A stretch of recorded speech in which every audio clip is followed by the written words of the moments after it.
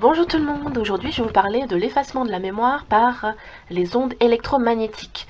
Donc ça rejoint les vidéos que j'ai fait sur la ville du futur, hyper connectée, les objets connectés en général, les ondes électromagnétiques qui sont produites par le compteur Linky, ainsi que les antennes relais et la Wi-Fi en général. C'est parti.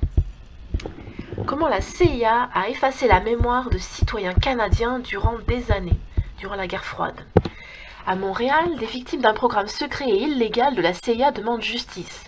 Venus se faire soigner dans un institut psychiatrique cautionné par les autorités canadiennes, des centaines de patients ont subi un lavage de cerveau expérimental pour le compte de l'agence de renseignement américaine. C'est une réunion unique en son genre qui se tient à Montréal ce dimanche 20 mai 2018, plus d'un demi-siècle après les faits, inimaginables à l'époque, qui se sont déroulés dans cette même ville. Des faits relatés dans une enquête de Radio-Canada. Malgré le temps écoulé, les larmes, le désespoir et la colère gagnent les participants, des victimes et leurs familles. Tous sont venus raconter les blessures irréparables infligées dans les années 1950 et 1960 par l'Institut Allan Memorial de Montréal. C'est alors un centre psychiatrique de premier plan du pays, mais des centaines de patients qui vont y séjourner sont soumis à un traitement inhumain, un lavage de cerveau visant à effacer la mémoire d'une personne pour ensuite la reprogrammer et la manipuler.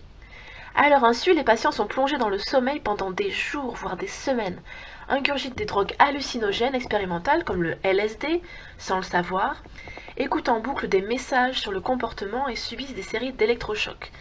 Alors il faut savoir qu'il y a 50 ans, les électrochocs étaient préconisés pour le traitement de la déprime et de la dépression légère.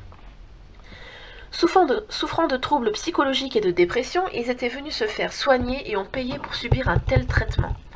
Leur bourreau est une sommité de la psychiatrie. Le docteur Ewen Cameron, médecin d'origine écossaise, professeur au sein de l'université anglophone McGill, dirige l'Institut Allan Memorial.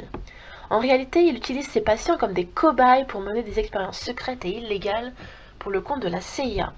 C'est le projet MKUltra développé par l'agence de renseignement américaine. Un projet inscrit dans le contexte de la guerre froide et à des fins militaires. Les conséquences sont désastreuses pour les victimes détruites par ces traitements et leurs familles brisées. Depuis, les indemnisations ont été délivrées au compte-gouttes.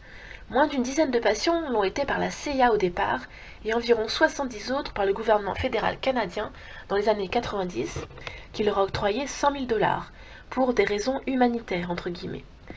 D'autres règlements à l'amiable ont pu être accordés au cas par cas. Aujourd'hui, c'est une démarche collective qui anime les victimes et leurs familles réunies à Montréal. Elle réclame de l'État fédéral des compensations pour tous et des excuses publiques. Voilà, c'est tout pour cette vidéo, à très bientôt.